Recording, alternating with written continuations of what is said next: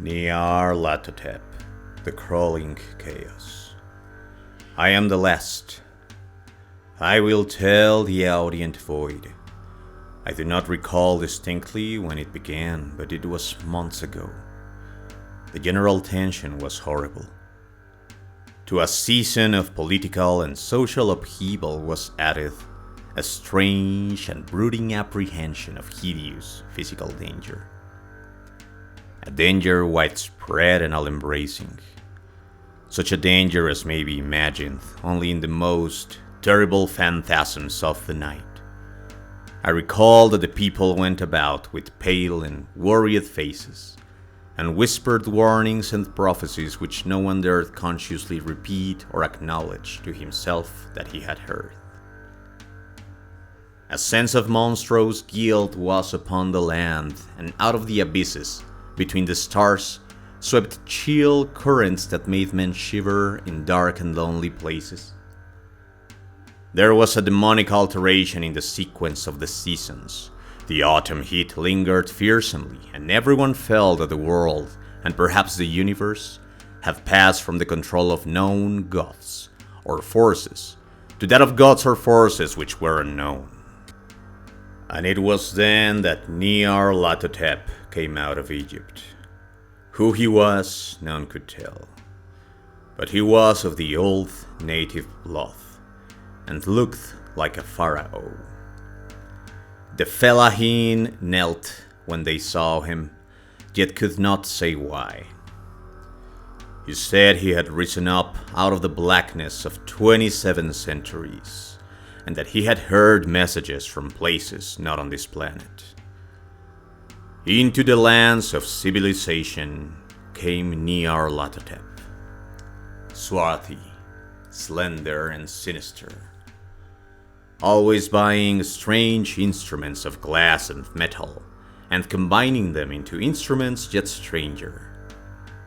He spoke much of the sciences of electricity and psychology, and gave exhibitions of power which sent his spectators away speechless, yet which swelled his fame to exceeding magnitude. Men advised one another to see Nyarlathotep and shuddered, and where Nyarlathotep went, rest vanished. For the small hours were rent with the screams of nightmare. Never before had the screams of nightmare been such a public problem. Now the wise men almost wished they could forbid sleep in the small hours, that the shrieks of cities might less horribly disturb the pale, pitying moon as it glimmered on green waters, gliding under bridges, and old steeples crumbling against a sickly sky. I remember when Nyarlathotep came to my city, the great, the old, the terrible city of unnumbered crimes. My friend had told me of him and of the impelling fascination and allurement of his revelations, and I burned with eagerness to explore his uttermost mysteries. My friend said they were horrible and impressive beyond my most fevered imaginings. That what was thrown on a screen in the darkened room prophesied things none but Nyarlathotep dare prophesy, and that in the sputter of his sparks there was taken from men that which hath never been taken before, yet which shewed only in the eyes. And I heard it hinted abroad that those who knew Nyarlathotep looked on sights which others saw not. It was in the hot autumn that I went through the night with the restless crowds to see Nyarlathotep.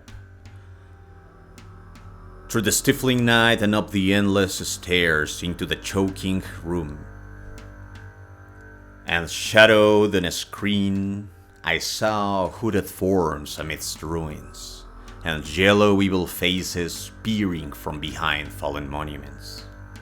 And I saw the world battling against blackness, against the waves of destruction from ultimate space, whirling, churning, struggling around the dimming, cooling sun.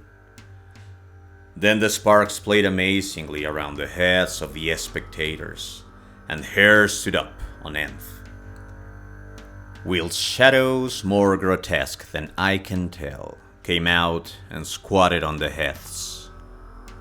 And when I, who was colder and more scientific than the rest, mumbled a trembling protest about imposture and static electricity, Nyarlathotep drove us all out, down the dizzy stairs into the damp, hot, deserted midnight streets.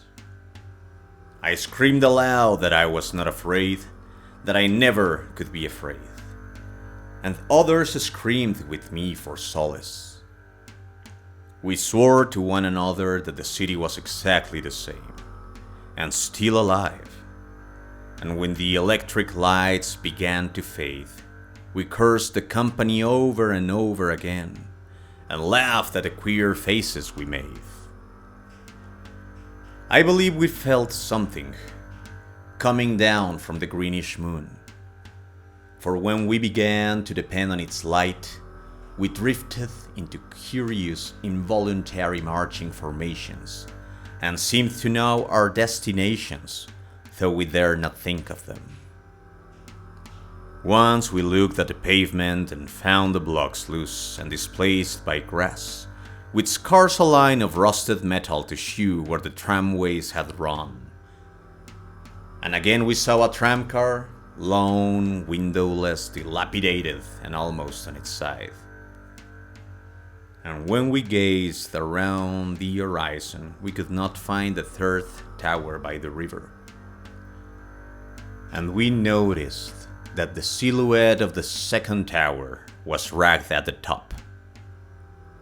When we split up into narrow columns, each of which seemed drawn in a different direction, one disappeared in a narrow alley to the left, leaving only the echo of a shocking moan. Another filed down a weed-choked subway entrance, howling with a laughter that was mad. My own column was sucked toward the open country, and presently I felt a chill which was not of the hot autumn. For as we stalked out on the dark moor, we beheld around us the hellish moon glitter of evil snows. Trackless, inexplicable snows swept asunder in one direction only, where lay a gulf all the blacker for its glittering walls. The column seemed very thin indeed, as it plodded dreamily into the gulf. I lingered behind, for the black rift in the green-litten snow was frightful, and I thought I had heard the reverberations of a disquieting wail as my companions vanished, but my power to linger was light. As if beckoned by those who had gone before, I half floated between the titanic snowdrifts, quivering and afraid into the sightless vortex of the unimaginable. Screamingly sentient, dumbly delirious, only the gods that were can tell. A sickened, sensitive shadow written in hands that are not hands, and whirled blindly past ghastly midnights of rotting creation. Corpses of dead worlds with sores that were cities, charnel winds that brush the pallid stars and make them flicker low. Beyond the world's vague ghosts of monstrous things, halcyon columns of unsanctified temples that rest on nameless rocks beneath space and reach up to dizzy vacua above the spheres of light and darkness.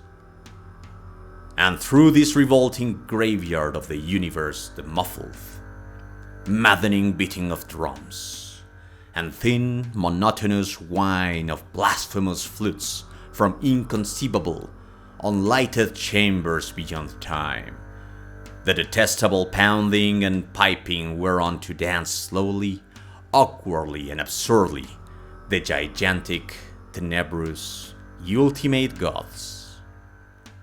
The blind, voiceless, mindless gargoyles, whose soul is Nyarlathotep.